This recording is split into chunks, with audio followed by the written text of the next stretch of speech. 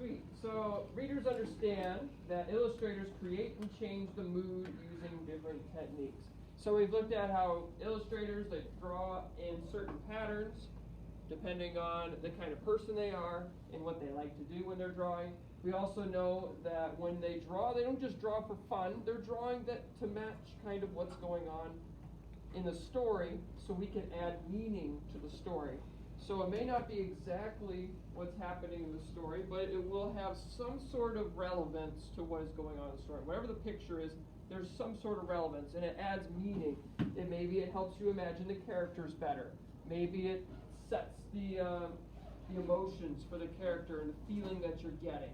Okay, there's a lot that goes into it. So today we're going to be looking at how those pictures help affect the mood of the story. We kind of talked about emotions of characters and pointed out how that can kind of affect the mood. Now we're going to be looking at some other techniques as well. So here on page 16 of the butterfly, we get this illustration. And some of the text on that illustration is, suddenly the air grew still and heavy. The birds in the garden stopped singing. How does the art add to the meaning of the story? So if you can recall back to that story, how is this art helping add meaning to that story?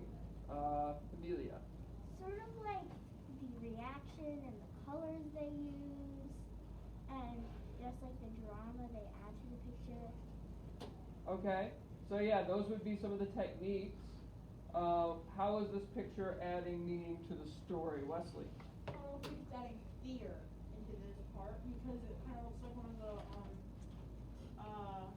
what do they call them, tall boots? Yeah, tall, shining boots. Yeah, it right, kind of looks the like one of soldiers. them, but these ones just look really.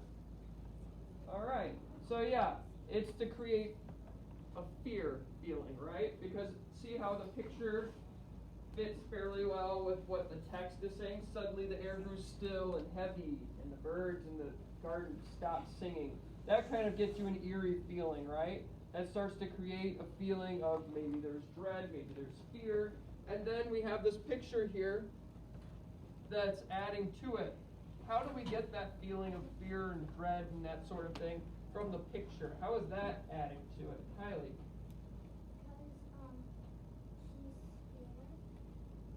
Okay, we can see it in the character's emotions.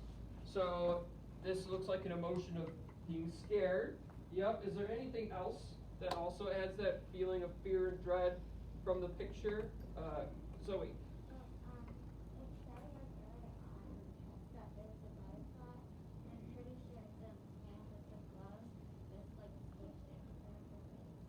Yes. So if you recall back to the story, there is a butterfly because she's in the garden and she's enjoying the garden, and the butterfly comes over to where the soldiers are at, and one of the soldiers squishes the butterfly with their glove. According to the text, they were kind of further away from her, so you can see that this picture maybe doesn't quite match with what goes on in the story, because this looks like the guy is like right there in front of her and he's smashing a butterfly right in her face, which is not exactly what happens in the story. In the story, they're further away when it happens. But as you can see, it still creates the same mood, the same feeling that they're wanting you to get in the story. I right? guess in the way of the perspective from us, it looks like it's in front of the girl, but it's actually a little bit farther. Maybe away. she's a giant. All right, we'll go on to the next one. So let's define mood. According to the dictionary, a mood of a piece of writing is its general atmosphere or emotional complexion. In short, the array of feelings the work evokes in the reader.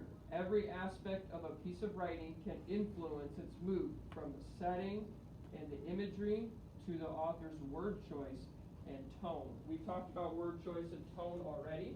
We're really focused on imagery here, right? Because it's illustrations.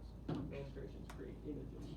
So we're focused more on that part of the definition.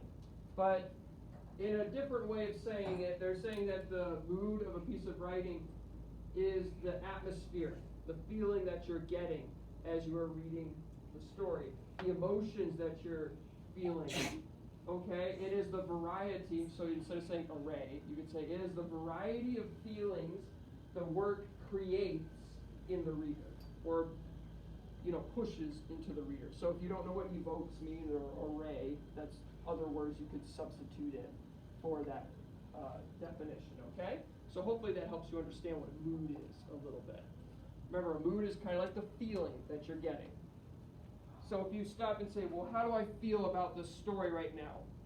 What kind of feelings am I getting from reading the story? That is probably the mood, if you're able to answer that question.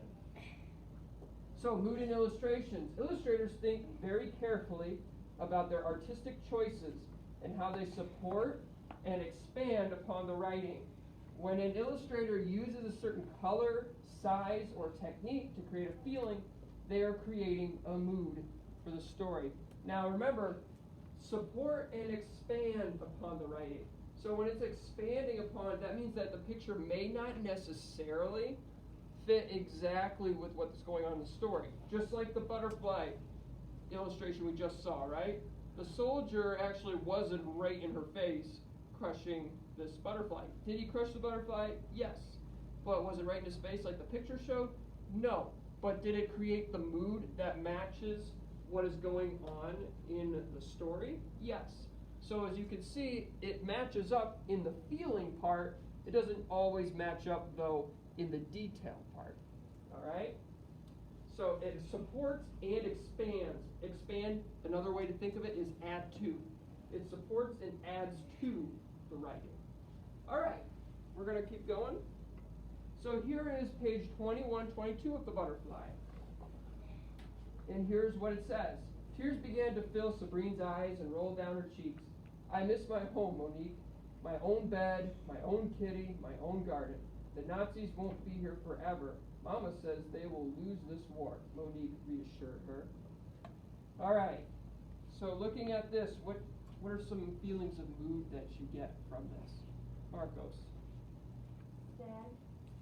Okay, so maybe you get sadness, but where are you getting sadness from? The first paragraph before Monique says the Nazis won't be here forever. It's kind of like that. Okay, so the first few sentences then? All right, so you're getting that feeling of the mood from the text. Brecken? Kind of a feeling of hope. A feeling of hope. Where are you getting that evidence from?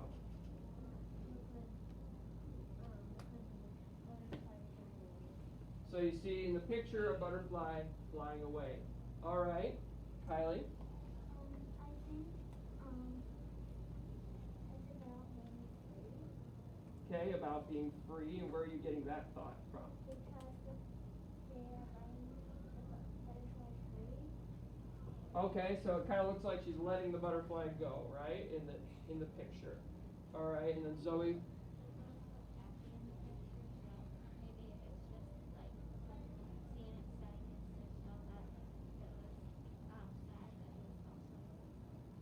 All right, yeah. So a mood of hopeful, but also sad. Do we see any real, I guess you could say, sadness from the picture? Now there is some sadness in the text, but not in the picture, right? If we look, we can see in the text, like Marcos pointed out, you can see that it says, tears began to fill Sabrine's eyes, roll down her cheeks. I miss my home, my own bed, my own kitty, my own garden, right? That does sound very sad. But then it flips around. The Nazis won't be here forever. Mama says they will lose this war, Monique reassured her. So now we have somebody trying to make her feel better, right? And the picture, what does it focus on? Does it focus on the sadness, or does it focus on the other half, London? Yeah, it focuses on that part. So it looks like the illustrator wants us to when we think of the mood, it wants us to feel more hopeful, more feeling of freedom, feeling of more of the happier side of things, not the negative side of things. So the overall mood here is supposed to be more of one of hope and freedom and that sort of thing, okay? Not necessarily sadness. And we get that from the illustration. So can you see how the illustration adds to the text? Because if you just read the text, you would probably walk away saying, okay, it must be mostly about being sad, right? But that's not necessarily what the author and the illustrator want you to feel from this page. So, we've already gone through quite a bit there. So let's look at the next one. Here's some of the text that's on page 27 through 28. The girls watched as Marcella, Pierre Bolliard, and Sabrine's parents dug holes in the cellar floor and buried everything that looked like someone had been there. So that's the text. Here's the image. I'm going to go ahead and show the question so at least we describe what you see in the illustration. So let's go ahead and start there. What do we see in the illustration first? Emmett, what do we see in the illustration?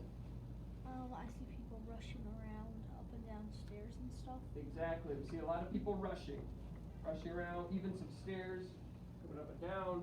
What else do we see? Do we see anything more, Wesley? Okay. Anything else? London?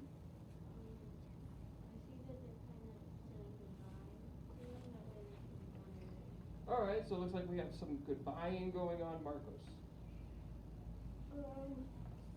I believe in like the middle of the picture, Monique is being squished in between people, it looks like. Maybe she's being squished. That could be the case. Where? So how do the characters' facial expressions and gestures contribute or add to the mood? So how do their facial expressions and gestures? So when you do a gesture, that's like body language, okay? So if you're waving, that's a gesture, right? So what are the expressions and gestures in this illustration? How is that adding to the mood? Brecken?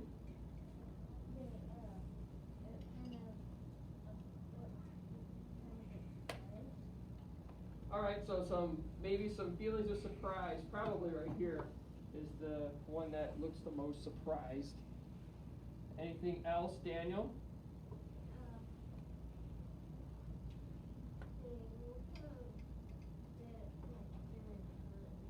In a hurry.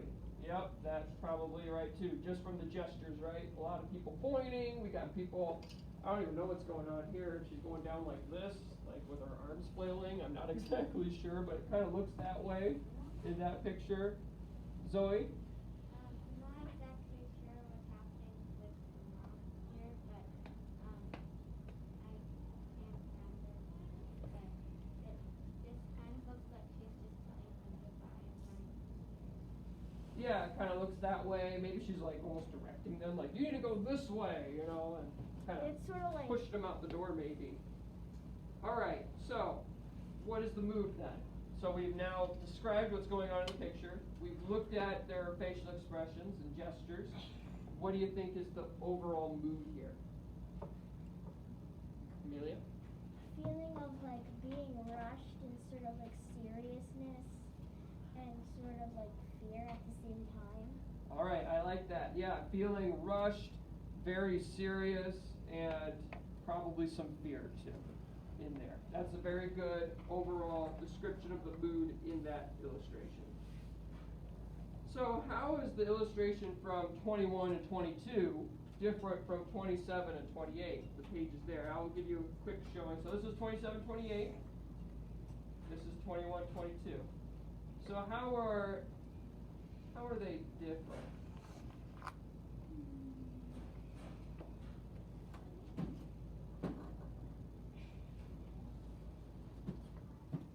Let's see. London.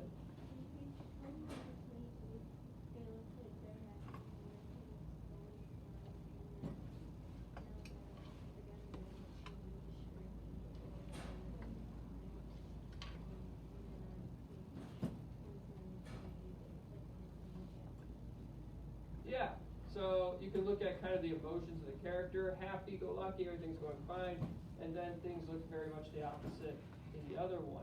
Okay, Marcos? And 21 to 22, everything looks peaceful and nice, and then in pages 27 to hurry, everything is, it looks like they're in a rush and it's chaotic. Yeah, so you can also get that hurriedness feeling. So one looks like peaceful, taking their time, and the other one looks like they can't get out fast enough. You know, they're very rushed. Very good. So right here, we can also look at, so we focused mostly on the mood, right, and the expressions. So peaceful expressions on characters' faces, worried and scared expressions, also feeling quick, fast, that sort of thing. Mood is joyful. The mood over here is frantic and worrying. And then we didn't really focus too much on the coloring, but the colors are brighter, and these colors are more pale and darker. Yes. Okay, so that also contributes to the mood and feeling. So if you look at colors, a lot of times if it's a bright color, people usually associate that with more happy-go-lucky, fun. So if an artist wants to make you get that feeling, they try to throw those colors into their pictures. If they want you to feel more like, ooh, you know, mysterious, concerned, that sort of thing, they try to throw in darker colors and paler colors. You guys remember the Brian Pinckney when we were looking at his craft? The picture that was supposed to be the darkness with the lamp and the person standing next to the bus. What kind of colors were in that picture? If you can remember back to that. What kind of colors were in that picture, Brecken? Blue and black, right? Dark colors. It was very dark in there. So that, of course, it makes you have that feeling of, ooh, this is like a feeling of dread or maybe mystery, concern, that sort of thing. So you can see how color can affect those feelings. All right. So in your mini lesson response, you will find an illustration in your text or somewhere else. So you can pull a book from over there if you have to. And describe the illustration. After describing it, you will write down what you think the mood is. So if you don't have a picture in your book, you can quickly just go over and grab a book over there real quick. Just tell me what is going on in the picture and what you think the mood might be in that picture. All right? Pretty simple. Now, before we go, you're going to want to do a grammar sheet, independent reading, reading group stuff. Remember, if you have to do summaries and that sort of thing, or character sheets, whatever I've given you in reading groups, you need to make sure you have that done. Reader's response. I've been going through a few of them, and I've noticed some of you are not done with them.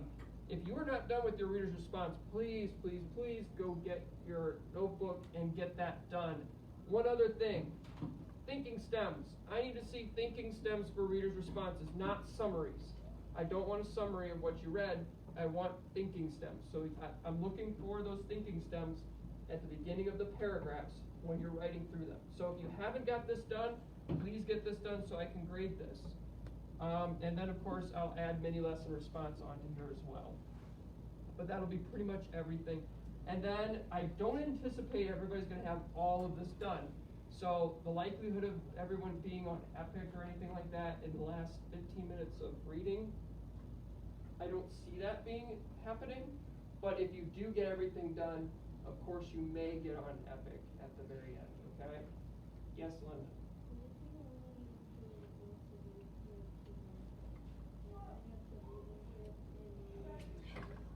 Okay.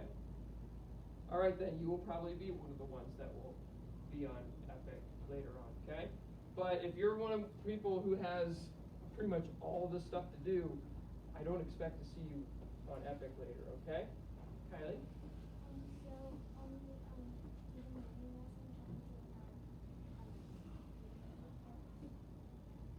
For the mini lesson response, yes, if you have a picture in your reading group book, that works too. Whatever text, if none of your texts have pictures, go grab a book and find a picture there. All right? Yes, Zoe.